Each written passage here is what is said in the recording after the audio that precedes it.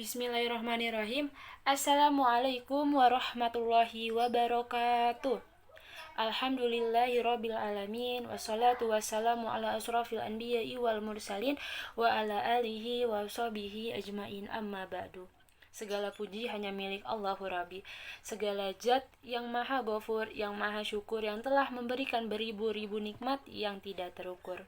Sholawat serta salam semoga tercurah limpahkan kepada Nabi akhirul zaman, Nabi Muhammad Shallallahu alaihi wasallam. Nah, pada kesempatan kali ini izinkan saya untuk sedikit membahas mengenai wanita dalam perspektif Islam. Kita sering mengenal istilah wanita. Sebenarnya apa sih pengertian wanita ini? Nah, wanita sendiri berasal dari bahasa Sanskerta yang yaitu vanita gitu, yang memiliki arti yang diinginkan. Dalam hal ini, wanita bukan merujuk pada perbedaan jenis kelamin, tapi ditempatkan sebagai objek yang selalu diinginkan oleh laki-laki. Kata vanita kemudian diserap oleh bahasa Jawa kuno menjadi wanita.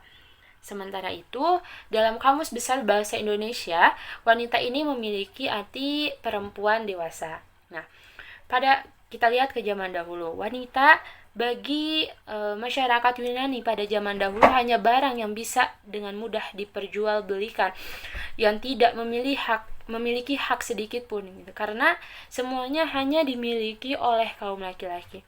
Mereka tidak mempunyai hak untuk mengelola hartanya, bahkan tidak mendapatkan warisan sepeser pun. Salah satu filosof terkenal pernah berkata, keberadaan wanita merupakan sumber utama bagi kehancuran dunia. Wanita itu ibarat pohon yang beracun gitu. Luarnya tampak indah, namun ketika burung pipit memakannya, mereka akan mati seketika. Beda halnya dengan bangsa Cina, mereka lebih kejam lagi. Orang-orang Cina berhak menjual istrinya, bahkan menimbunnya di dalam tanah dalam keadaan masih hidup. Perempuan hanya dipaksa gitu untuk melakukan tugas-tugas reproduksi, melahirkan anak, mengasuh dan mengatur urusan rumah tangga. Namun semua itu berubah ketika Islam datang. Islam adalah agama rahmatan lil alamin. Islam diturunkan Allah untuk menyempurnakan akhlak manusia dan mengatur tujuan hidup dalam Islam menjadi lebih harmonis dan damai. Begitulah kehadiran Islam juga untuk memperbaiki derajat dan perlakuan orang terhadap wanita. Islam hadir demi membela kelompok tertindas, mustadafin, baik secara kultural ataupun struktural. Adapun kelompok al-mustadafin yang paling menderita di masa itu adalah wanita. Allah dalam Al-Quran menjelaskan bahwa kedudukan wanita itu sebenarnya sama, setara gitu dengan laki-laki. Wanita diciptakan sebagai pasangan buat laki-laki, bukan sebagai budak atau harta yang bisa diperjualbelikan. Ada dalam suatu surat yang artinya, hai manusia, sesungguhnya kami menciptakan kamu dari seorang laki-laki dan seorang perempuan dan menjadikan kamu berbangsa-bangsa dan bersuku-suku supaya kamu saling kenal mengenal. Sesungguhnya orang yang paling mulia di antara kamu di sisi Allah ialah orang yang paling takwa antara kamu. Sesungguhnya Allah Maha mengetahui lagi Maha mengenal. Nah, dalam Islam, wanita ini merupakan makhluk Allah yang mempunyai banyak keistimewaan. Perannya sangat dimuliakan dalam kehidupan, mulai dari anak-anak yang semakin dewasa, lalu menjadi seorang istri hingga mengandung anak dan menjadi seorang ibu. Itu semua bukanlah proses yang mudah. Banyak pengorbanan yang diperjuangkan.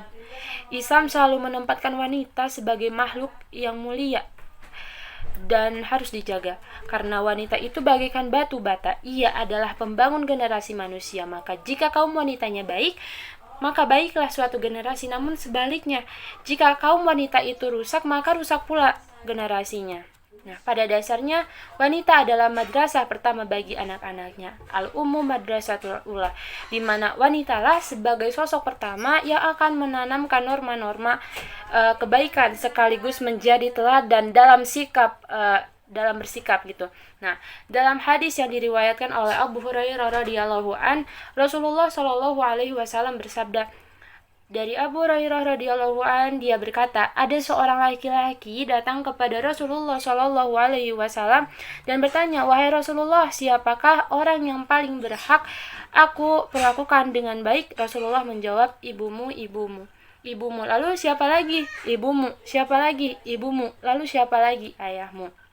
Nah, hadis tersebut menggambarkan betapa dimuliakannya sosok wanita di dalam Islam jika dikaitkan dengan fenomena di zaman sekarang. Sekian yang dapat saya sampaikan.